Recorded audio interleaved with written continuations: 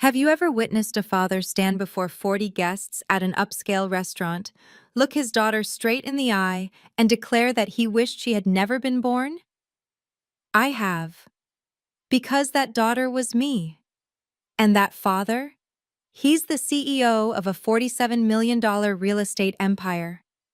He said those words at my 32nd birthday party, in front of family, friends, and his business partners. No one spoke up. No one defended me. They just sat there in silence, or looked down at their plates, or smirked. That night, I didn't cry. I didn't beg for an explanation. I just sat in my 480 square foot rental apartment and realized something. I had spent 14 years trying to prove my worth to people who never wanted to see it. The next morning, I withdrew $43,000 from my savings account, signed a lease on a new apartment, and disappeared. They thought I was running away. They had no idea I was walking toward the moment that would flip their entire world upside down, in front of 500 people, at the most important event of their year. My name is Turner Townsend, and this is my story. If you're watching this, please subscribe and let me know where you are watching from. 3 weeks before my birthday, I sat at my father's dining table on February 8, 2025, watching a familiar scene unfold. Richard Townsend, CEO, founder, the man whose name appeared on bronze plaques across Denver, sat at the head of the table. My brother Marcus sat to his right, leaning forward with that eager expression he always wore when discussing business. "The Boulder expansion is moving forward," Marcus said, sliding a folder across the table. 12 million. We close in May. My father nodded, scanning the documents. "Good. What about the Highland project?" "On schedule. We're meeting with the zoning board next week." I sat to my father's left. I had been sitting there for 45 minutes. Neither of them had looked at me once. My mother, Eleanor, sat across from me, cutting her salmon into precise pieces. She didn't look up either. I cleared my throat. "The STEM program at my school just got approved for expansion. We're looking for volunteers if anyone—" "Nobody cares about kids in that neighborhood, Turner," Marcus interrupted without glancing my way. "They're not our clients." My father nodded in agreement, then turned back to Marcus. "Did you review the Highland blueprints?" And just like that, I disappeared again. I watched them talk for another hour. Market projections, property values, golf schedules. My mother asked Marcus about his upcoming trip to Aspen.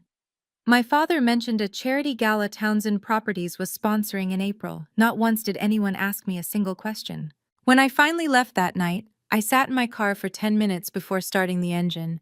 I had become so accustomed to being invisible in that house that I barely noticed anymore. But that night, something shifted. I started wondering, would anyone even realize if I stopped showing up? On March 1st, my phone rang at 11 p.m. Marcus. "Turner, I need a favor." No greeting, no, "How are you?" Just straight to the point. I put down the book I was reading. "What kind of favor?" "Dad has a charity event on March 20th. He needs a speech, something about education and community impact. You teach, so you know all that stuff. Can you write it?" I sat up straighter. "What's the charity?" "Does it matter? Just write something that sounds good. Dad needs it by Monday." "Marcus, that's 3 days away. Can you at least send me information about the program?" He sighed, impatient. "I don't have time for back and forth. Just write something inspiring. You're good with words." I should have said no. I should have told him I had my own work to do, my own students to prepare for, my own life that didn't revolve around making the Townsend family look good. Instead, I said, "Okay. Great. Email it to me by Sunday night." He hung up. I sat there staring at my phone. This was the sixth speech I had written for Townsend Properties in 3 years. Not once had my name appeared in any program. Not once had anyone thanked me beyond a brief text from Marcus. I opened my laptop and started writing. Because deep down, beneath all the frustration and exhaustion, there was still a small, stubborn part of me that hoped maybe this time would be different. Maybe this time they would see me. But as I typed the opening line, "Education is the foundation of every strong community," I realized I was writing words my father would never believe, for a cause he would never truly care about, to impress people who would never know I existed. On March 10th, my mother called. "Your father wants to throw you a nice birthday party, sweetheart, at the Capitol Grill, March 15th, 7 p.m. I froze. My father never threw parties for me. Really? Yes, 40 guests, family friends, and a few business associates. He wants to do something special this year. Something special. For me. The daughter he barely acknowledged at family dinners. The one whose career he had called a waste of potential more times than I could count. I wanted to believe it. God, I wanted to believe it so badly. "That sounds wonderful, Mom. Thank you." After we hung up, I sat on my apartment floor feeling something I hadn't felt in years. Hope. Maybe he was finally ready to see me. Maybe this was his way of making amends for all the dismissive comments, all the times he had introduced Marcus as my son, the vice president, and me as my daughter, the teacher. I went to Target and bought a navy dress for $180, nearly a third of what I budgeted for clothes each month. I practiced a short thank you speech in front of my bathroom mirror. "Thank you all for being here. Family means everything to me, and I'm grateful to have you in my life." While I was rehearsing, my phone buzzed. An email from Morrison Foundation. "Reminder: final rehearsal for the April 5th awards ceremony is scheduled for April 3rd at 2 p.m. Please confirm your attendance." I saved the email in a private folder I had labeled FF Personal. Foundations First. The nonprofit I had built over 6 years. The program that was about to change everything. But I didn't tell my family about it, not because I was ashamed, but because I knew they wouldn't care. March 15th, 2025, 7 p.m., the Capitol Grill in downtown Denver. I arrived 10 minutes early, wearing my new dress and the small pearl earrings my grandmother had given me before she passed. 40 guests filled the private dining room, 15 business partners, 10 members of Townsend Properties Board of Directors, and 15 family friends. My father sat at the head of the table. Marcus sat to his right, already deep in conversation about the Boulder project. I took my seat to my father's left. For the first 45 minutes, no one wished me happy birthday. Instead, I listened to my father and Marcus discuss property values, zoning laws, and their upcoming expansion into Wyoming.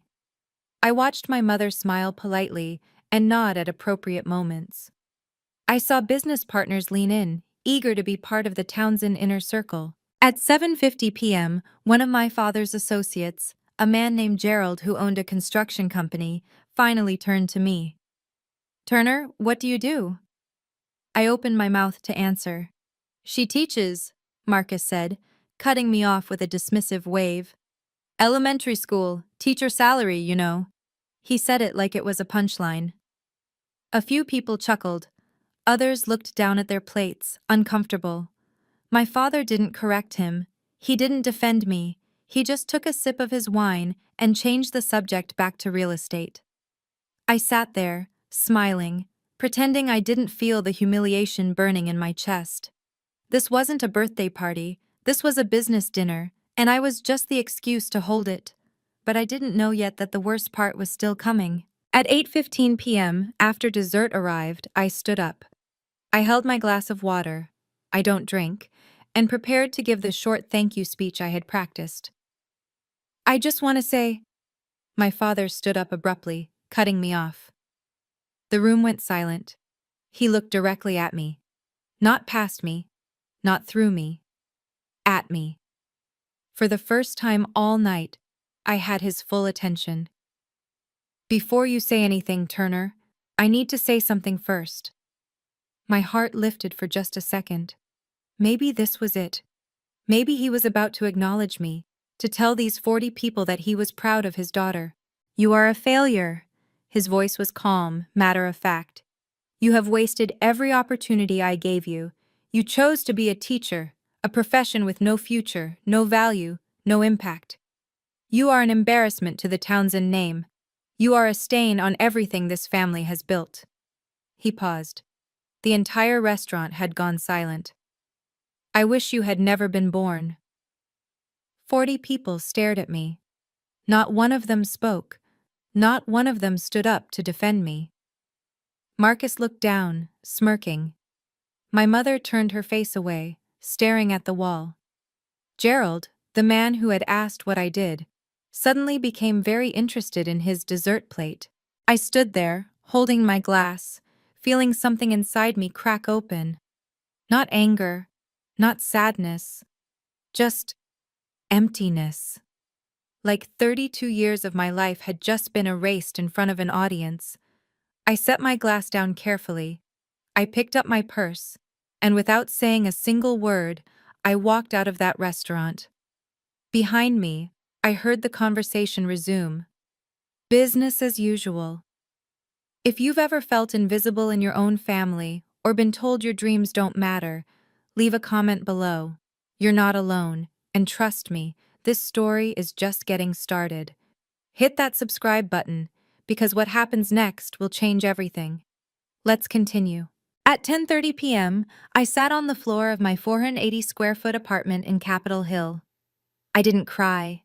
I didn't call anyone. I just sat there in the dark, still wearing my $180 dress. Then I opened my laptop. I pulled up the email from Morrison Foundation, the one I had saved in my private folder, the one my family knew nothing about. Congratulations, Turner. You are one of 3 finalists for the 2025 Colorado Humanitarian Leadership Award. The ceremony will take place on April 5th at the Denver Business Council Annual Gala. We are honored to recognize your work with Foundations First and the impact you have made on 127 children in our community. I scrolled down to the list of sponsors. There it was. Townsend Properties, Diamond Sponsor, $150,000 annual contribution. My father and Marcus would be sitting in the front row. Table 1, VIP seating. They attended this gala every year. It was one of the most important networking events in Denver's business community. 500 CEOs, philanthropists, city council members, and community leaders. They would be there, in their tailored suits, shaking hands, making deals, protecting the Townsend reputation. And they had no idea that I would be on that stage. I didn't need to scream at them. I didn't need to send angry texts or write long emails explaining how much they had hurt me. I just needed to show up. I needed to let the truth reveal itself in front of 500 witnesses. For the first time since leaving that restaurant, I felt something other than emptiness. I felt clarity. I didn't need them to apologize. I didn't need them to suddenly see my worth. I just needed them to sit in that front row and watch 500 people stand up and applaud for the daughter they wished had never been born. March 16th, 2025, 7 a.m.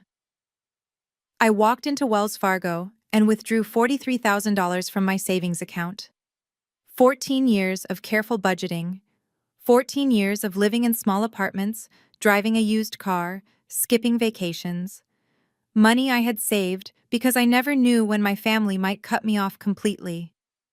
By noon, I had signed a lease on a 1-bedroom apartment in Cherry Creek, $1,400 per month, 12-month commitment. It had tall windows, hardwood floors, and enough space for a proper home office. I spent the afternoon packing, clothes, laptop, the files for Foundations First, grant applications, student progress reports, partnership agreements. I left behind the family photos on my bookshelf. I didn't need reminders. At 4 p.m., I sent my mother a brief email. I've moved. I need time alone. Please don't contact me. She called 17 seconds later. I let it ring. She called again, and again, 7 times in 20 minutes. On the 8th call, I answered. Where are you? Her voice was tight with panic. I moved. What do you mean you moved? Where? Somewhere else. I'm not telling you. Turner, your father said those things because he was disappointed. Mom, you sat there and said nothing. You let him humiliate me in front of 40 people. You're overreacting. I'm not reacting. I am choosing. I paused. I'm choosing myself for the first time in my life. You can't just. I hung up. She called back immediately. I turned off my phone. For the first time in 32 years, I didn't explain myself. I didn't apologize. I didn't try to make anyone feel better about my decision. I just left. On March 18th, Marcus called. I had turned my phone back on to coordinate with Morrison Foundation, and his name appeared on my screen at 9 a.m. I almost didn't answer. But I was curious. Turner, what are you doing? Mom is worried sick. I'm fine. You can't just disappear like this. Family needs you. I almost laughed. You need me to write another speech? Silence. Then, Dad has an event at the end of the month. Can you help? There it was. Not are you okay? Not I'm sorry about what happened. Just another request for free labor. No. What? No, Marcus. I'm not writing anything for Dad. I'm not doing any more favors for Townsend Properties. You're being childish. Dad said those things because he wants you to grow up. I'm 32 years old. I am grown up. And I've decided I'm done working for free for people who don't respect me. You're going to regret this. Goodbye, Marcus. I hung up before he could respond. He didn't call back. He didn't text to ask if I was okay. He didn't apologize for laughing when our father humiliated me. That told me everything I needed to know.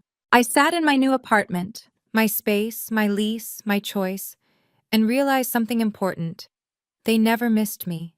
They only missed what I could do for them.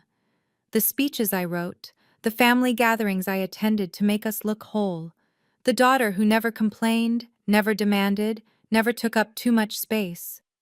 Well, I was about to take up a lot of space.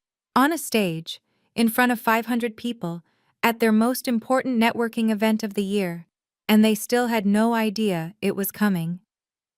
On March 20th, I met Dr. Sarah Mitchell at Morrison Foundation's office in Lodo. Sarah had been my mentor for 4 years, since the day I had walked into her office with a 3-page proposal and a dream of bringing STEM education to underserved kids in Denver. She was the one who had believed in me when I had $200 in my bank account and no idea how to write a grant application. Turner. She smiled as I walked in, then studied my face. You look different. I moved. New apartment. Good different or running away different? I sat down across from her. Good different. She slid a folder across her desk. Then you're going to love this. We just received the Q1 impact report. 127 children completed your STEM program.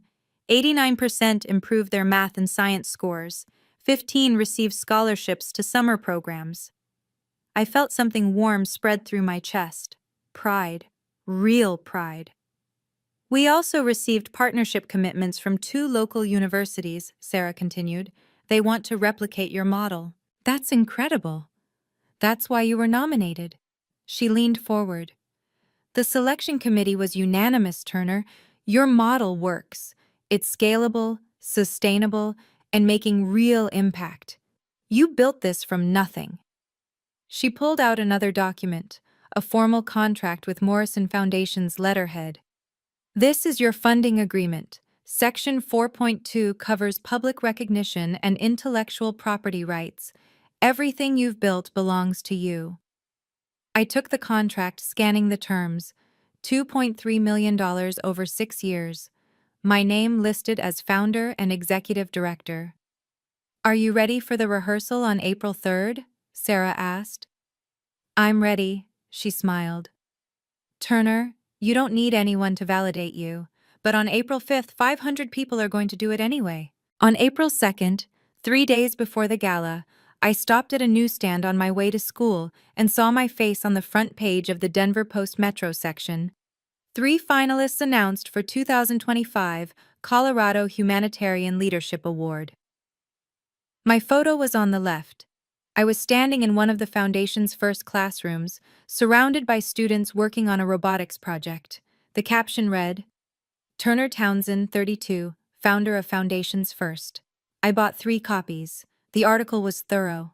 Turner Townsend has spent 6 years building Foundation's First, a nonprofit STEM education program serving 127 underserved children in Denver. Funded by Morrison Foundation with $2.3 million over 6 years, the program has achieved an 89% improvement rate in student test scores and has become a model for educational equity in Colorado. There was a quote from Sarah. Turner represents the best of what philanthropy should be: quiet, consistent, and deeply impactful. She's not just teaching kids, she's changing systems. At the bottom of the article, in smaller text, the award ceremony will take place April 5th at the Denver Business Council Annual Gala. Major sponsors include Townsend Properties, Hartman Financial Group, and Peak Development Corporation. I sat in my car reading that line over and over. Townsend Properties, my father's company, the empire that was supposed to be his legacy. They were sponsoring the event where I would be honored for work they knew nothing about. I didn't send the article to my family. I didn't text Marcus or call my mother. I just folded one copy carefully and put it in my briefcase. Some people would read this article before the gala. Some would recognize my last name. And on April 5th, when I walked onto that stage, they would put the pieces together. April 3rd, 2 p.m., Denver Convention Center. The grand ballroom was massive. Vaulted ceilings, crystal chandeliers, space for 500 guests. Workers were setting up round tables with white linens and centerpieces. A stage stood at the front with a podium and a massive screen behind it. James Rodriguez, the director of communications for Denver Business Council, met me at the entrance. Turner, welcome. Let me walk you through the program. We went over the schedule. Cocktail hour at 6, dinner at 7, awards at 8. You'll be the second finalist called to the stage, James explained. We'll show a 3-minute video about Foundations first, then you'll give your speech. 3 minutes maximum. He showed me the video on his laptop. Footage of my students working on science experiments, parents giving testimonials, data graphics showing test score improvements. A young girl named Maya saying, Miss Townsend always tells us we can do anything. My throat tightened watching it. After your speech, you'll step to the side while we introduce the third finalist, James continued.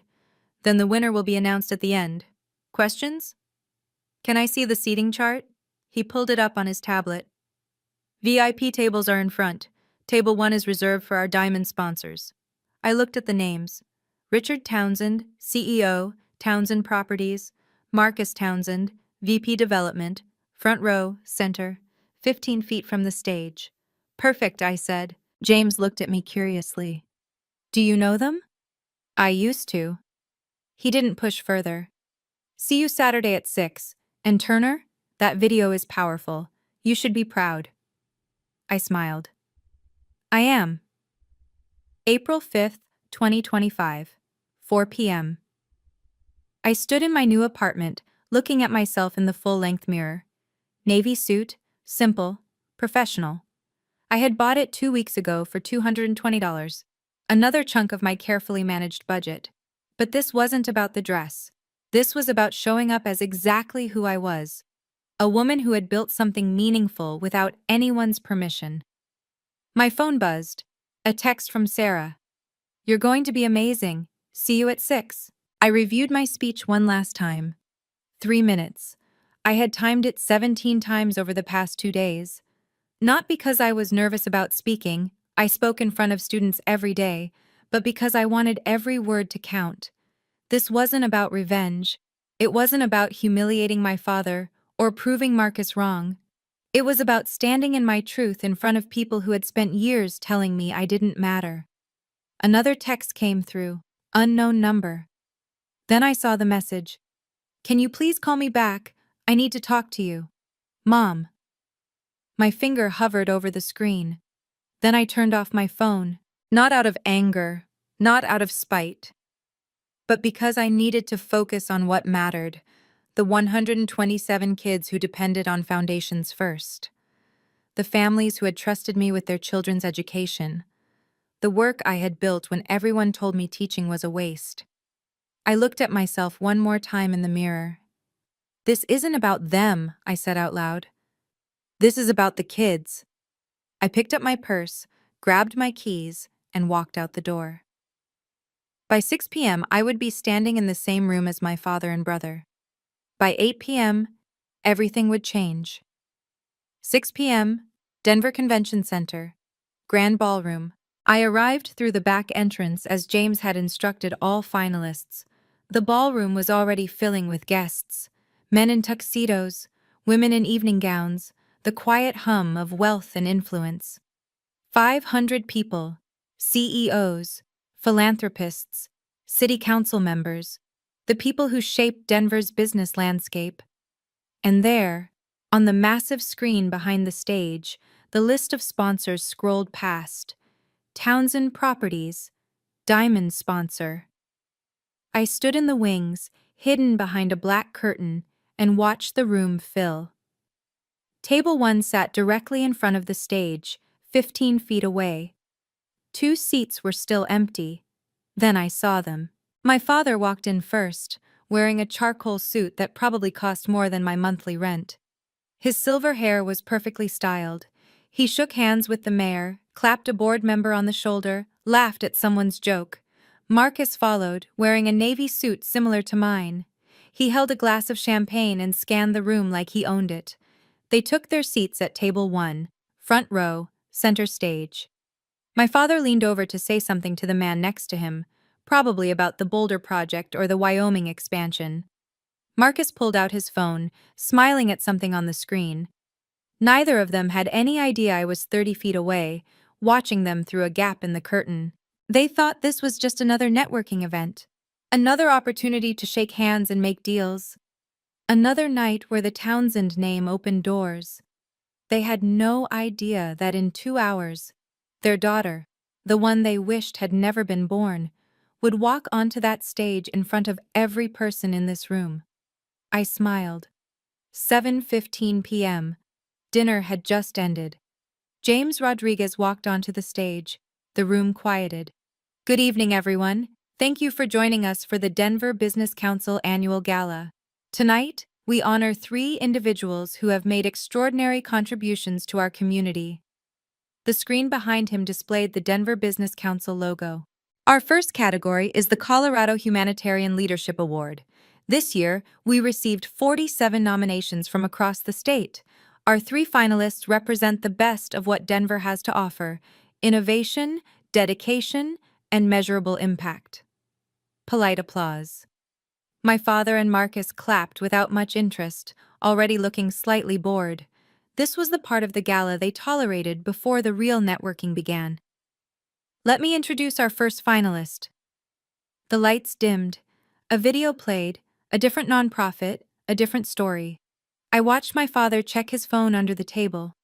Marcus whispered something to the person next to him. The first finalist gave her speech.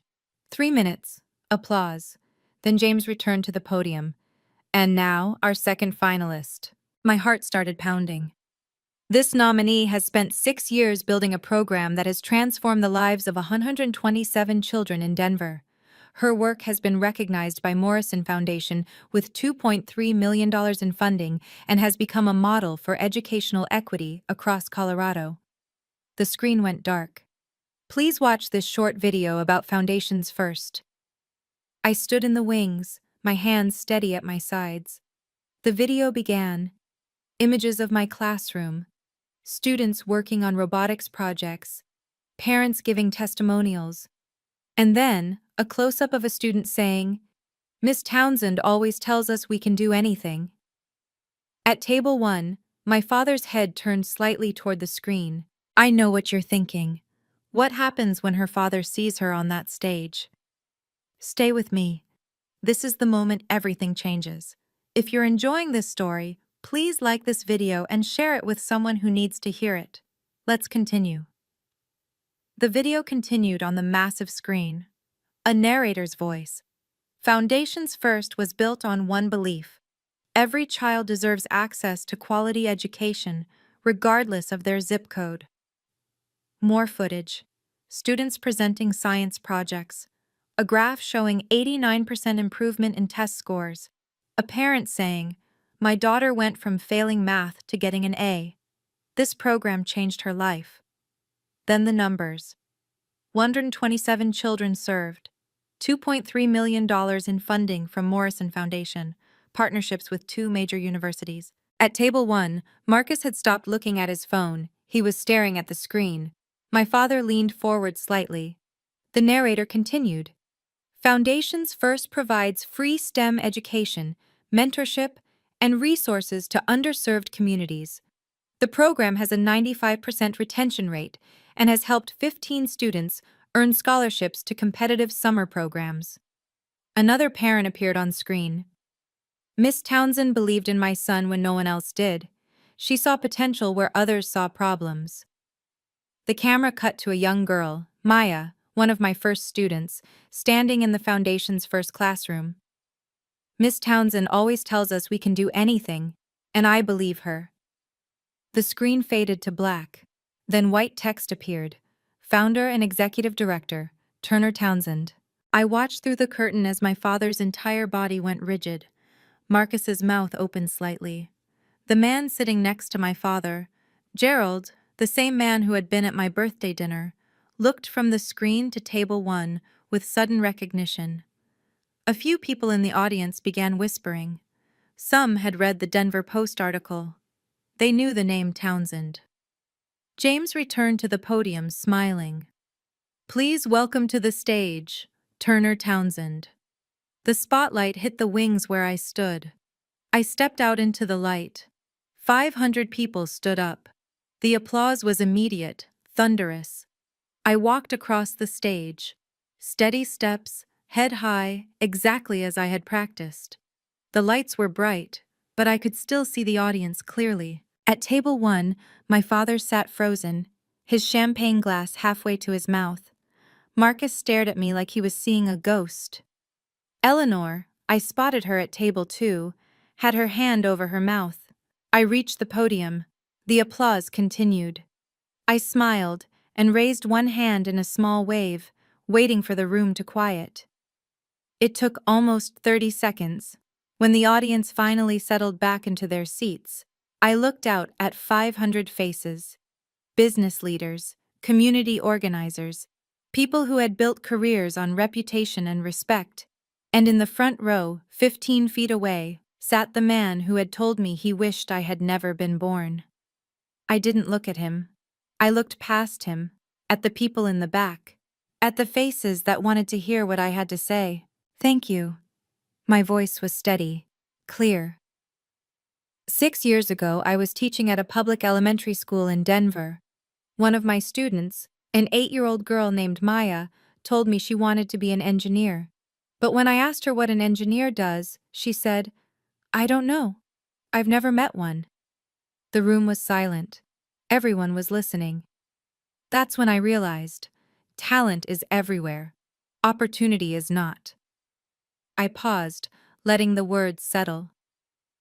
Foundations First started with 12 kids in a borrowed classroom. Today, we serve 127 children. 89% have improved their test scores. 15 have received scholarships to STEM summer camps. Applause again. I waited for it to fade. This work wouldn't be possible without Morrison Foundation, who believed in this vision when no one else did. I saw Sarah in the audience, smiling. She nodded once. But more than that, it wouldn't be possible without the kids themselves. They show up every week, ready to learn, ready to try, ready to believe that they can be scientists and engineers and leaders, even when the world tells them they can't. I glanced down at my notes, then back up at the audience. I didn't build this program for recognition. I built it because those kids deserve a chance. Because talent doesn't care about your zip code or your parents' income or what school you go to. Talent is everywhere. We just have to choose to see it. More applause. I could see people nodding, leaning forward in their seats. Over the past 6 years, I've watched students who were told they were bad at math solve complex equations. I've watched kids who had never touched a computer build functioning robots. I've watched parents cry when their children brought home report cards with grades they never thought possible. My voice didn't waver. I had practiced this moment, but it wasn't rehearsed emotion, it was real. That's what Foundations First is about. Not charity, not pity, just opportunity. Just a chance for kids to see what they're capable of when someone believes in them. I paused, looking out at the audience. Because here's what I've learned. You don't need permission to make a difference. You don't need approval. You just need to show up, do the work, and trust that the impact will speak for itself. The room erupted in applause again. People weren't just clapping politely anymore. They were standing. All except 2 people at table 1. I waited for the applause to settle. Then I took a breath and continued. For a long time, I believed that my worth was defined by what others thought of me. I believed that if I worked hard enough, if I proved myself enough, if I made myself small enough and quiet enough and convenient enough, I would finally be seen. The room had gone very still, but I was wrong. My worth was never up for debate. It was always there, in the work I do, in the lives I touch, in the kids who now believe they can be engineers and scientists and leaders. I saw several people in the audience nodding. A woman in the 3rd row was wiping her eyes. Tonight, I stand here not because I need anyone's approval, but because 127 kids needed someone to believe in them, and I chose to be that person. I paused, letting the words land. So to anyone watching who has ever been told they're not enough, that their dreams are too small, that their work doesn't matter, I want you to know. You don't need permission to be valuable. You don't need someone else's validation to know your worth. You just need to do the work that matters to you and trust that the right people will see it. The entire room stood up, 500 people applauding, except for 2. My father sat motionless, his face pale. Marcus had his head down, staring at the table. I looked directly at them for the first time, not with anger, not with triumph, just with quiet certainty. Then I looked back at the audience, smiled, and said, "Thank you." As I walked off the stage, the applause followed me into the wings. The moment I stepped off stage, Sarah was there, pulling me into a hug. "You were perfect," she whispered. Before I could respond, people started approaching. A CEO from a tech company, a city council member, a woman who ran a foundation I had read about in the Denver Post. "Turner, I've been following your work. We should talk about partnership opportunities. Do you have plans to expand to other cities? My company would love to sponsor your next cohort." I shook hands, exchanged business cards, answered questions. Everyone wanted to know about Foundations First, about the model, about how they could help. Through the crowd, I could see table 1. My father sat rigid in his chair, staring straight ahead. Marcus was trying to have a conversation with someone, but the man politely excused himself and walked toward me instead. It was Gerald, the construction company owner who had been at my birthday dinner 3 weeks ago. "Turner." He extended his hand. "I had no idea you were Richard's daughter. The work you're doing is remarkable." "Thank you." "I mean it. We need more people like you in this city." He glanced back at table 1, then lowered his voice. "I'm sorry about what happened at your birthday. That was inappropriate." I nodded. "I appreciate that." He handed me his card. "If you ever need construction support for facility expansion, call me. Pro bono." As he walked away, I saw Eleanor making her way through the crowd toward me, but before she could reach me, another group of people stopped to introduce themselves. I glanced at my father one more time. He was standing now, trying to leave, but people kept stopping him, asking about Foundations First, asking about his daughter. He couldn't escape. At 8:45 p.m., after the final award had been announced, I stood in the reception area talking with Sarah and 2 university program directors. Then I felt a hand on my elbow. My father. "We need to talk." His voice was low, controlled, the voice he used when he was trying not to make a scene. I turned to face him. No, we don't. Turner. He glanced around at the people nearby, then tried to pull me toward a corner. Not here. I didn't move. I'm in the middle of a conversation. His jaw tightened. You just made this family look terrible in front of 500 people. I didn't do anything. I stood on a stage and talked about my work. If you feel embarrassed, that's your problem, not mine. You can't just... I'm 32 years old. I'm not a child you can order around anymore. My voice was calm, steady. I built foundations first on my own. I earned this recognition on my own, and I will continue this work with or without you. He opened his mouth to argue, but I held up one hand. If you want to have a relationship with me, you need to apologize, publicly, in front of the people who watched you humiliate me at my birthday dinner. Until then, don't contact me. You're being unreasonable. No, I'm being clear. Those are my boundaries. You can respect them or not. Your choice. I turned back to Sarah and the program directors, effectively ending the conversation. My father stood there for 5 seconds, then walked away. I watched him go. For the first time in my life, I didn't feel guilty for setting a boundary. I didn't feel the need to apologize or soften my words or make him feel better. I just felt free. I left the convention center at 9:30 p.m. The valet brought my car around, a 2018 Honda Civic with 87,000 miles. Not impressive by Townsend standards, but it was mine, paid off, reliable. I was unlocking the door when I heard footsteps behind me. Turner, wait. Marcus. I turned. He looked uncomfortable, hands in his pockets, not quite meeting my eyes. I didn't know you were doing all of this. You didn't know because you never asked. I know, He stopped, struggling for words. I'm sorry about what Dad said at your birthday. Are you sorry about what you said? About calling me a teacher with a teacher's salary in front of his business partners? About laughing when he humiliated me? He looked down. I didn't think you'd take it so seriously. That's the problem, Marcus. You never thought I was serious. About my work, about my students, about anything that mattered to me. That's not... You called me 7 times in 3 years. Every single time you needed something, a speech, a favor, free labor. You never once asked how I was doing. He was quiet. I don't need you to apologize because you're embarrassed, I continued. I need you to apologize because you actually understand that what you did was wrong. And until you do, we have nothing to say to each other.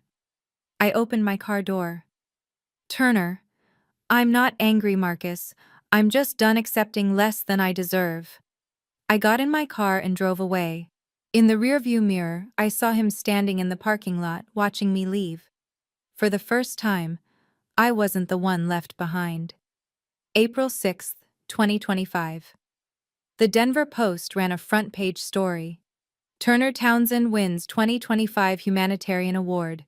Daughter of Townsend Properties CEO, honored for education work. The article included a photo of me accepting the award, smiling, holding the crystal trophy. Below that, a smaller photo of my father and Marcus, sitting at table 1, looking stunned. The article was detailed. Turner Townsend, 32, founder of Foundations First, was recognized Saturday night for her 6-year commitment to educational equity in Denver. Her program, funded by Morrison Foundation with $2.3 million, serves 127 underserved children and has achieved an 89% improvement rate in student test scores. There was a quote from Sarah. Turner represents the best of what philanthropy should be: quiet, consistent, and deeply impactful. She's not just teaching kids, she's changing systems. And at the end, Townsend Properties, a diamond sponsor of the event, declined to comment. That last line said everything.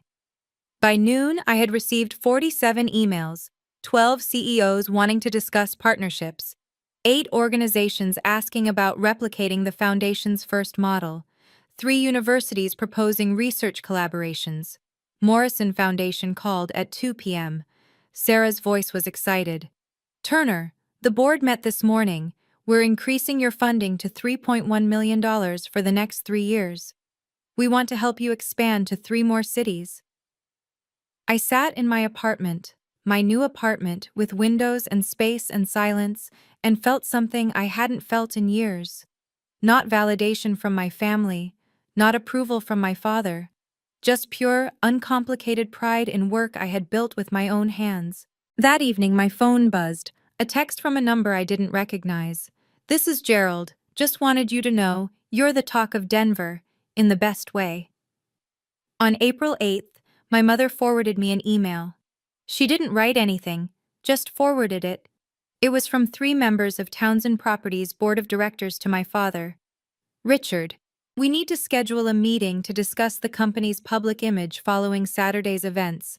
Several partners have reached out with concerns about corporate culture and family values. This requires immediate attention." I didn't respond to my mother, but I saved the email.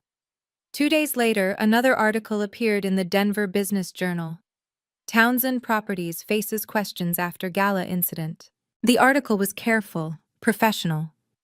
Sources close to the family report that Richard Townsend's daughter, Turner Townsend, was honored at the Denver Business Council Gala, an event her father's company sponsored, despite apparent estrangement.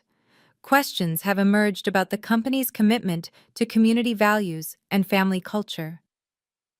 On April 10th, I received a call from Gerald. "Turner, I thought you should know. Hartman Financial just pulled out of the Boulder project, $8 million contract. They cited concerns about corporate values and leadership culture." "I didn't ask for that," I said quietly. "I know, but people are paying attention. When a CEO publicly dismisses his daughter's work, then she wins a major humanitarian award at an event he sponsored, that's a story." The next day, Marcus was removed from the speaker lineup at a major real estate conference. The organizers sent a brief email. "Due to scheduling conflicts and image considerations, we've decided to move in a different direction." I didn't celebrate these consequences. I didn't feel triumphant. But I also didn't feel guilty. Actions have consequences. That's not revenge. That's just reality. On April 12th, a handwritten letter arrived at my new apartment. I didn't know how my mother got the address, but there it was, cream-colored stationery, her careful cursive. "Dear Turner, I am so proud of you. I'm sorry I didn't protect you. I hope we can talk. Love, Mom." I read it 3 times. Then I called her. "Hello?" Her voice was tentative. "You said you're proud of me." "I am." "Turner, I had no idea you were doing all of this. Where were you when Dad humiliated me in front of 40 people?" Silence. "Mom, you sat there. You didn't say anything. You didn't defend me. You just turned away. I didn't know what to do. You could have said something. You could have told him he was wrong. But you chose silence." I heard her crying softly on the other end. "I'm sorry," she whispered. "Are you sorry because you feel guilty? Or are you sorry because you actually understand that what you did was wrong?" "Both. Turner, I was wrong. I should have stood up for you. I should have— Mom, I need to see actions, not just words. I need you to prove that you're willing to stand up for me, even when it's uncomfortable, even when it means disagreeing with Dad or Marcus." "What do you need me to do?" I thought for a moment. "Come see Foundations First. Come see what I built. Not because you want to fix our relationship, but because you actually want to understand my work." "I will. When?" "I'll text you the address. You can come next Thursday at 3 p.m. "Thank you, Turner." "I'm not promising anything, Mom. I'm just leaving the door open a crack. What you do with that is up to you." On April 15th, I received an email from my father. Subject line, "Moving forward." "Turner, I think we should meet and discuss the future. I'm prepared to offer Townsend Properties support for Foundations First. We can provide funding, resources, and connections. Let me know when you're available. Richard." I read it twice. Then I wrote back, "Thank you for your offer. However, Foundations First is not accepting funding from Townsend Properties at this time. If you want to rebuild our relationship, you need to start with a public apology. To me, in front of the people who witnessed you humiliate me at my birthday dinner. Until then, I'm not available to meet. Turner. I hit send before I could second-guess myself. He didn't respond. 3 days passed, then a week, then 2 weeks.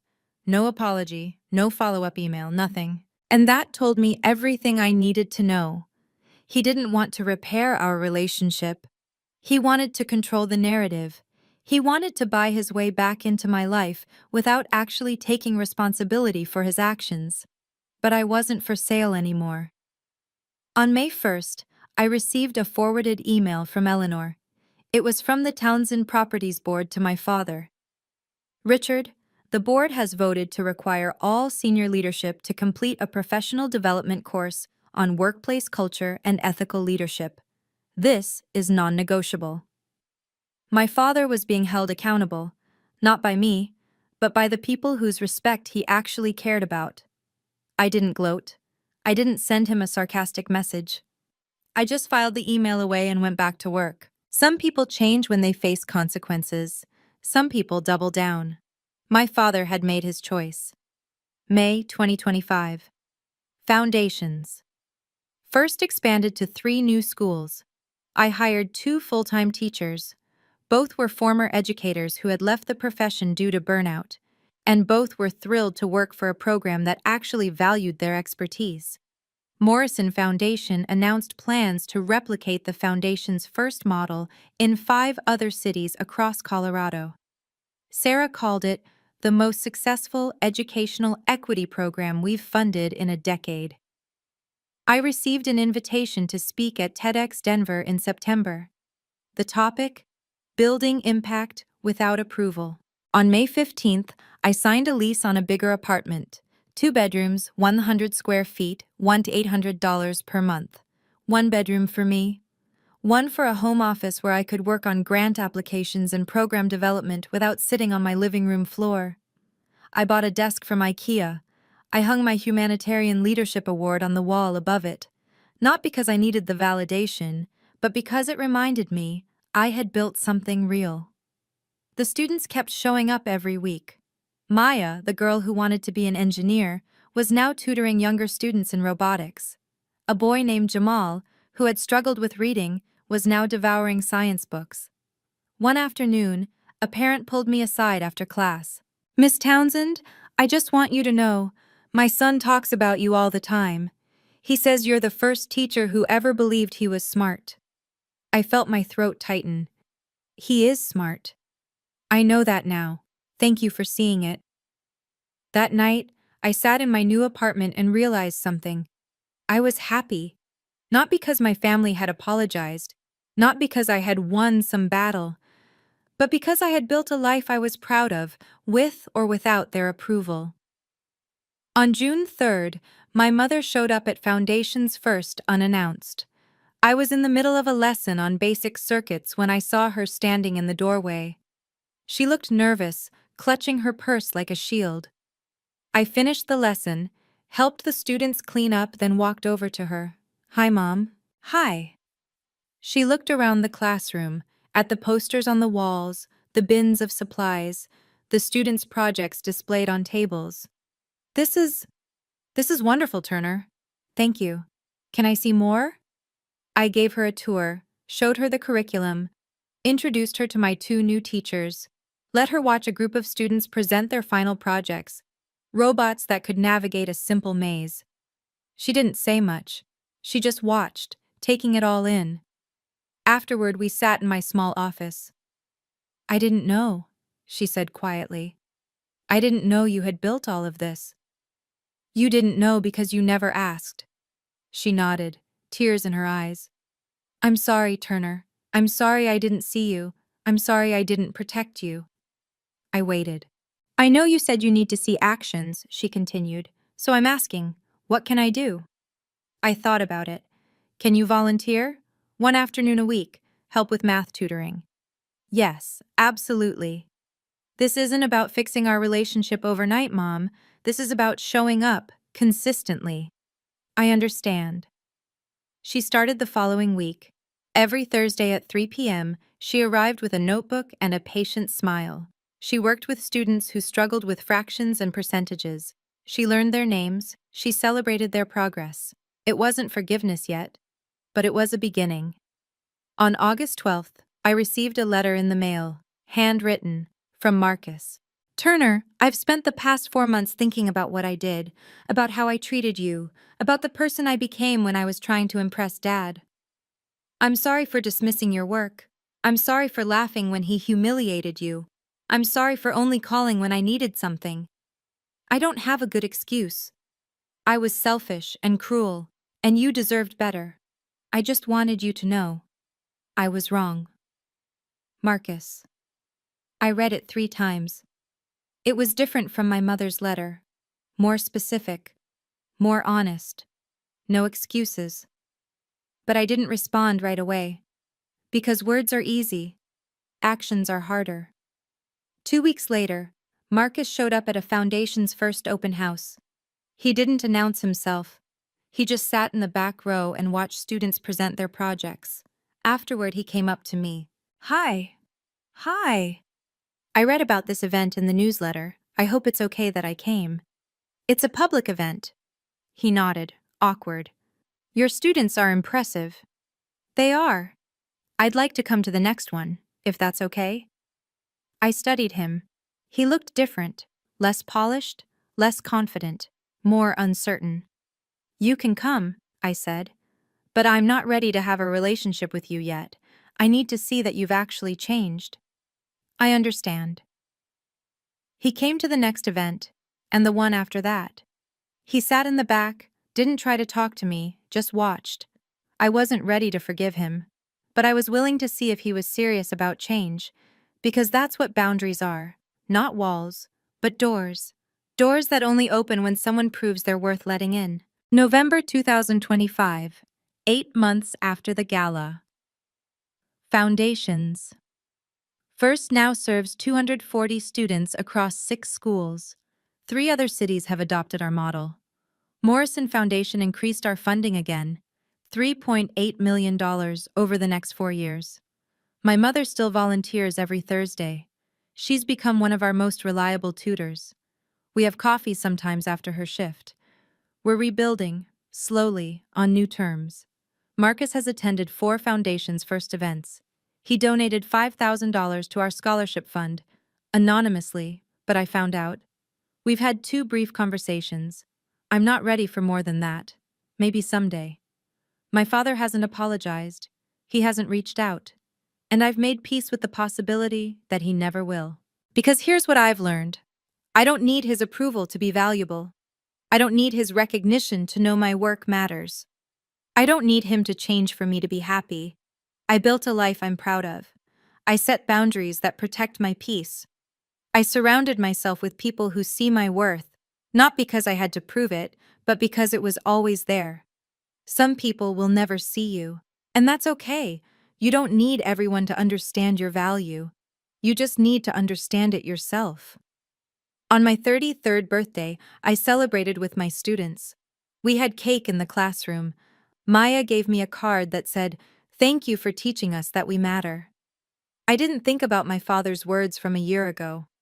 I didn't replay that moment at the Capitol Grill. I just looked at those 127 faces, now 240, and knew I made the right choice.